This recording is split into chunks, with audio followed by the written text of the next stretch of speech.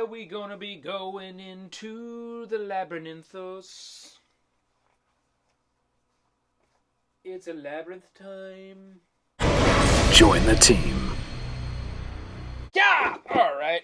Hey team, this is the McGuire Review, and we are going to be taking a look at a brand new game that is on Kickstarter right now from Lindsey Rode and Dogmite Games called Labyrinthos. Alright, Bear, if you would hand me the box, please. Yeah! Alright. Alright, here we go. Labyrinthos is what I would call somewhat of a dungeon crawler, a labyrinth tile type game. We're going to get into the mechanics of this game and just how this game works. We're going to look at the various different components. If you are looking for a how to set this game up, how to play, all the rules, check out Lindsey's video. It's on the Kickstarter page now. This game is live on Kickstarter right now, so go check that out if you're interested in all those how to play rules.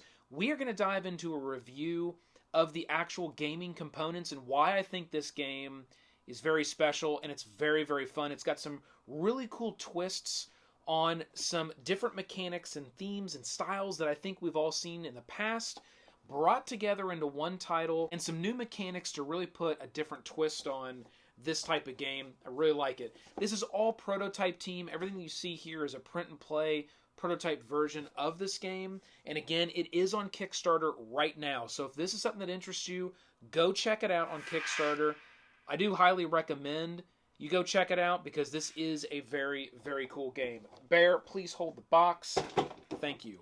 Okay, so let's do a quick run over the table on what we have just here from a components perspective, and then we're going to dive into how this game kind of plays out and what the mechanics look like. So we've got some different tokens here to represent hands and feet in the game. We'll talk about why those are important. Those help us activate our character and take different actions. We've got blood tokens here that will represent damage that our characters will take over the course of the game. There is a D8 that'll be used for a blood die. I do have my own dice here just to represent the dice that will be used. The production version of the game will come with special custom dice for this, but this is the blood die that I'm using. It's actually my Gen Con Genevieve custom dice that I got. Pretty sweet. And this die is nice. Okay, we got the blood die, a D8. Again, you can take anywhere from 1 to 2 to 3 points of damage when the minotaur is able to hit you. Pretty sweet. We'll talk about that. We do have the deck of cards here, and these are all the cards that you will get as a player. You will start the game with 2. You'll be able to acquire more of these cards as you land on certain tiles in the labyrinth as you discover them and explore around. That will allow you to draw cards. There's a number of things that you can do. There's different icons that are on these tiles.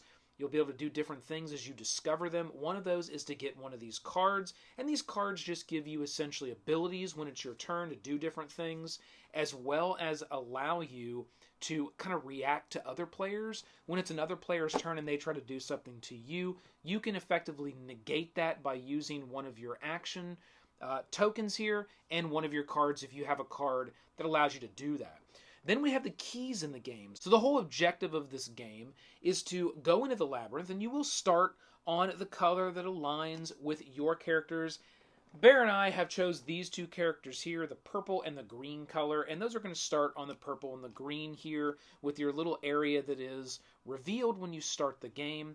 And your minotaur actually will come in on round 2, but we're going to go ahead and just put the minotaur right there for now, which will start on the little door tile here, which you have to get to win the game.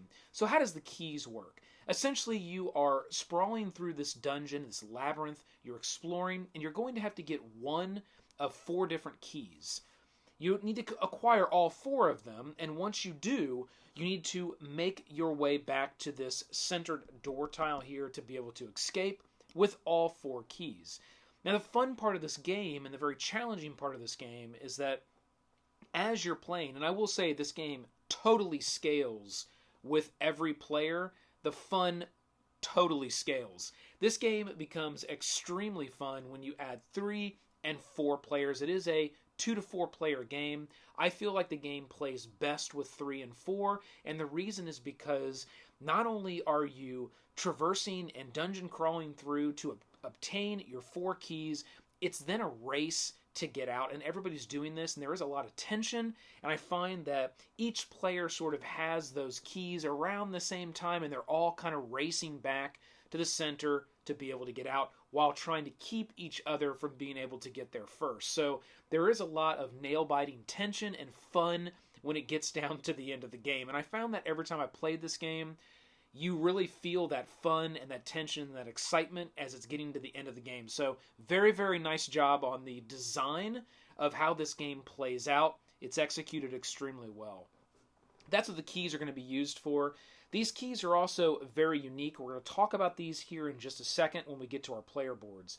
And then we've got our walls. So as you play the game, you will be able to put up walls on these various tiles that will block players as well as block the Minotaur from being able to get to you. Now those walls can be moved and removed based on player actions. The Minotaur could actually ram and charge through a wall and break through a wall as well, which is a pretty cool concept, thematically. Alright, so let's get to our player boards here, and I am going to ask Bear to give me one of the other player boards so we can use that for the camera. Thank you, Bear. So we're going to go ahead and look at this character right here. And what we'll find is that there are a number of actions that every character is able to do, and those are going to be the same for each one of your characters. Each character is also, and it's right down here at the bottom, is going to be able to do a special ability that is special, just, and unique for each one of those characters. For instance, our Leona here is able to do Wild Intuition, which you may re-roll the Minotaur dice at the end of your turn. You must keep the results of the second roll. So we'll explain that a little bit later. You will be able to roll the Minotaur die at the end of each one of your turns, and then there's things you'll be able to do. You as a player not only are controlling your character, you're also controlling the Minotaur as well to take out and thwart the plans of the other players. Where this character here has the Shield Maiden. When you are attacked by the Minotaur, you are not displaced to another tile. So basically you can get hit with the Minotaur and stay right where you are, versus needing to be pushed off into another tile in another direction, which could be not good for you depending on how you're trying to work your way through the dungeon, because each tile does have a set of walls that are printed on the tiles. So your tiles do need to be turned a certain way as you can move effectively through the dungeon. And that will be changed by other players as well, because other players can use actions to actually rotate tiles 90 degrees, even the tiles that you're standing on. So you may have a plan to move here and then here, and a player may say, oh, sorry, I'm going to go ahead and rotate this tile, and now you can't move that way, and you got to figure out another way to get to the room that you need to get to. Whether it's a key you're trying to get, or you have all the keys and you're trying to get back. So there's this constant balance of, you can't just do what you want to do with all the other players trying to thwart your plans. It's a very interesting way that the game plays out there at the end. All of these standard actions will be accessible to all players, and then at the bottom you'll have your different tokens representing hands and feet. Now, this is one of the mechanics I think is very cool about this game. When you take your turn, you can take as many actions as you can with your tokens, and you do have 7 of those. You'll have those 7 for each one of your turns. And you can use those tokens to take these standard actions, and as many times as you would like, based on if it's a foot or a hand action. And each one of the tokens either have a hand on them or a foot on them. You can see those here. And so, for instance, if you wanted to move on your turn, then you would need to use one of your foot tokens. If you would want to explore on your turn, which means you get to explore one of the unexplored tiles that's adjacent to your character, you would need a foot token. Well, let's say you wanted to heal one of the blood that you might have taken, a wound, per interacting with the Minotaur, or you need to play one of your cards, or you want to rotate a tile 90 degrees, or you want to rotate a wall to another area of a tile on the board that's been discovered, or you want to discover a key, which means you found a key room, and again, you need all 4 of those keys to be able to win the game. Well, let's say you found one of the green key rooms. Well, you would need to get on that room, and you would need to use the discover key action to be able to pick up one of those keys. And there are multiple different versions of each color of the key. So there's different types of things that the green key will do, or the yellow key will do. There's multiple keys of the same color. And you'll be selecting those keys as you get to those rooms, and selecting those abilities. We'll talk about that here in a second, because each one of these keys actually give you an added ability. So you have these standard actions that you can take. You have your special action that you can take. You use your hand and your feet tokens to be able to take those actions, and certain actions as many times as you would like. And then you have your keys. And how this works is, let's say that I was able to get to a green key room. I was going through this dungeon and flipping tiles and discovering, and, you know, for example here, I'm just going to start flipping over tiles and discovering different rooms. And again, some of these rooms have icons on them like this. This is a trap room, so when you get to this room, you'll hit a trap. As we continue to flip here, oh, here's a minotaur icon where that will allow you to select a card. Let's see if we can find, here we go, we found a key room. Well, let's just match up our keys here. So this is kind of the gold, brownish colored key room that we found, so we can see that here.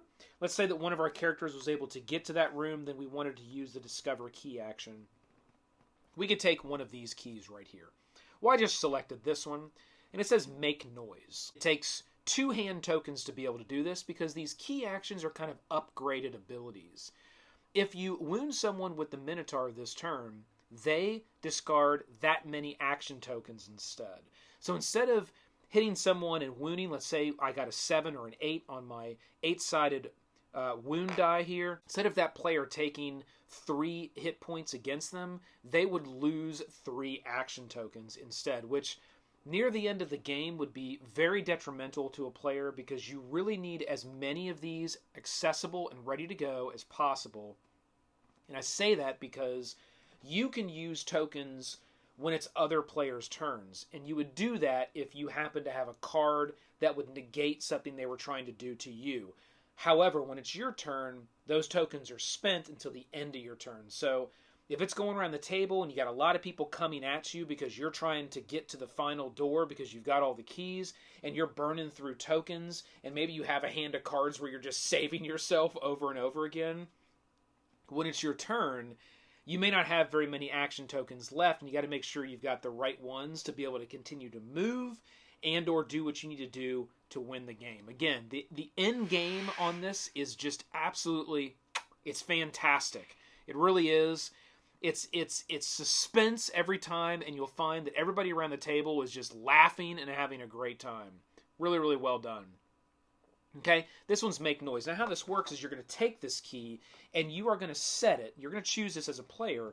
You're going to set this over another one of your standard actions. It can even be set over your special ability. If you feel like, I don't really need that anymore, or I'm not really using that special ability, you can lock in your key right there. Now, why that's important is because you have to choose which one of these am I now going to lose go forward. Another thing that I think is really cool about this is that doesn't make that decision for the rest of the game. You may find early on, if you get to a key, there may be a certain action you might not really need right then as much, so you'll cover that one and lock that one up. Well, let's say as you go on with the game, you want to get an action back. You can always pay 3 of your tokens, any 3 when it's your turn, to unlock that key from a slot and reposition it somewhere else, and lock down another one of your basic abilities and now have that key locked into that slot. And that really does become quite the strategy on which one of those actions you have locked down and replaced with special key actions as you go through the game. Because again, you're going to need 4 of these to be able to win the game. So let's say that I was able to acquire all 4 of the different types of keys. I would have to have 4 of my standard actions locked down and replaced with these key actions. Now again, these are going to give you awesome abilities as well, but they are going to be different than your basic actions. And so I think what you'll find is that your character feels like you're almost evolving that character over the course of the game and gaining new abilities. So if these were my 4 keys, I'd be able to make noise, which means, we went over that, the person that was wounded would take action tokens away instead of health. We could do the secret lever, rotate 4 tiles of your choice 90 degrees. These are going to take more action points though, generally 2 hands, 2 feet. That one's pretty awesome. Pickpocket, if you and another hero occupy tiles with the same symbol, take a random desperation card from them. Or run, which is very powerful, takes 2 feet. Move your hero in one direction until you hit a dead-end wall or edge. That could be very powerful if you get yourself positioned in an area and then start to use actions to rotate tiles and then execute your run and be able to move your character very far all within one turn. Now, there is some strategy in really making that a powerful key, but it's definitely possible to move yourself quite a distance across the board if you do it just right. Okay, let's talk about another mechanic I really like in this game, which is the action tokens. Now, we talked about when it was your turn, you have your 7 action tokens, and you can use them to do different actions as you take your turn. At the end of your turn, when you're done, you will refresh. You'll discard whatever you have left. If you're done, you just have to pass. Like you have tokens left over maybe, but there's nothing else that you can do or want to do. You'll discard those tokens, and then you will select 7 new tokens. But you will select the type of tokens you want. How many hands? How many feet? And that may change round to round based on what you want to do. So maybe round 2, you want to continue to move and explore a lot. So you're going to take a lot of feet and maybe just a couple hands. Or maybe no hands. Or maybe you want to go rotating tiles and putting up walls and moving walls and doing that kind of stuff. So you want more hands and less feet. Or maybe you need to heal already, so you'll want some hands. But I really like that mechanic of being able to select round to round exactly how many hands and feet that you want versus being locked down to just having an equal amount of both of them. You will start the game with 3 hands and 4 feet, and not just having that every single time go forward. It really gives the player the option of customizing even their strategy of actions round to round.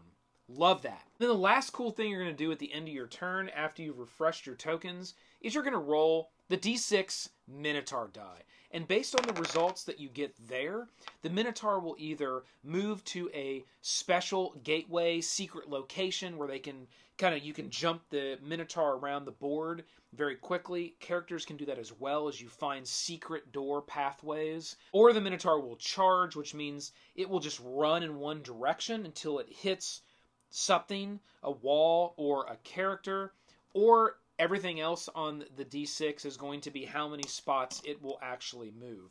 Now, if the Minotaur ever moves into the same location as a character, again, that's when you're going to roll this damage die, and then that character is going to take that much damage. You can also cash in 5 action tokens anytime you want on your turn to immediately heal yourself completely. So how these blood tokens work also is a cool mechanic, because as you take damage, it isn't just like, oh, my character just has another damage point. Maybe that is, not good for me at the end of the game. No, it actually makes a big difference over the course of the game. As you take these damage tokens, you will place them over actions. And now that action is sort of out of commission till you heal that damage token. So again, that's a cool mechanic as well, because when you take that damage, it really thematically results in limiting your character from doing different types of things. And you as a player can choose that. You can choose, I'm not going to be able to move anymore. That probably wouldn't be the best place to put a damage token or explore, but you may say, you know what, I'm not going to be able to heal, or I'm not going to be able to rotate tiles. And now that's kind of out of commission until you heal yourself, or you cash in 5 tokens and heal everything. So you may want to wait a few rounds and take some damage. You may get hit with a Minotaur and take 3 points of damage and have to kind of take a few things out of commission. Well, you might heal just 1 depending on where it is, or you might just go ahead and cash in your 5 tokens and heal everything and then maybe move and explore. It's completely up to you as a player, but I like that concept of the blood overriding various different actions that your character can take. That's also very cool. And that's Labyrinthos. That's how the game works. It's very simple, very straightforward. We'll continue to flip some tiles over here just to give you a feel for what some of these tiles look like. Very, very simple concept, simple game, but it's executed in a very, very fun way.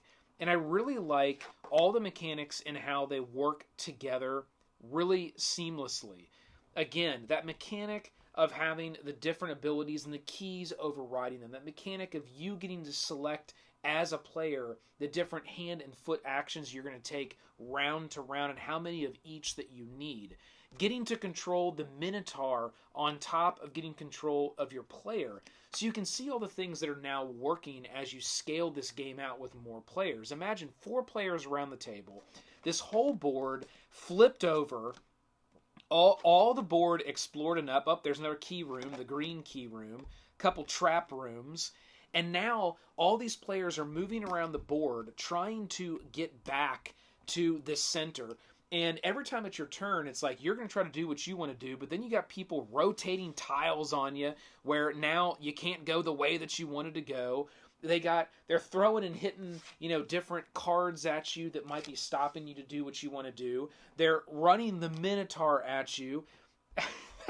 There's so much going on at the end when all the players are trying to get back to that center room, or especially if there was one player that really went on a run and got lucky and got more of these keys before anybody else. Let's say that everybody's got 2 keys and one player had 4 keys for some reason.